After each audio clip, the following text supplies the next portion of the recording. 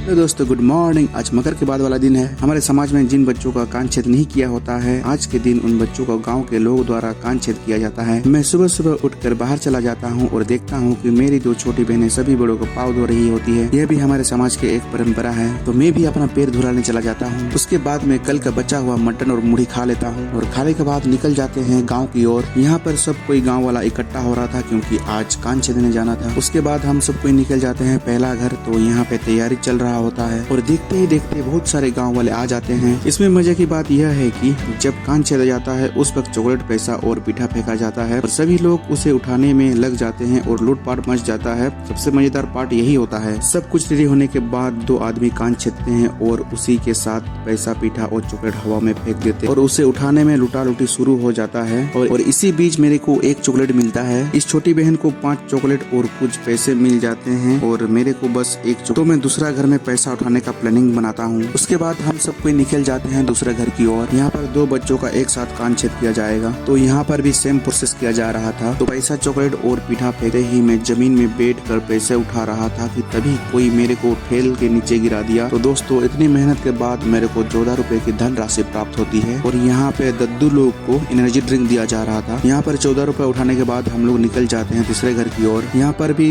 2 जन का कान छेदना था। यहाँ का जो बच्चा था वो थोड़ा बड़ा था तो उसके दोस्त लोग उसको लज्जा दिला रहा था और वो मुजुक मुजुक हंस रहा था। तो यहाँ पर भी लुटा लुटी करने के बाद मेरे को 7 रुपया की धन राशि प्राप्त हुआ था। इसी के साथ मेरा धन राशि 14 रुपए से बढ़कर 21 रुपया हो जाता है।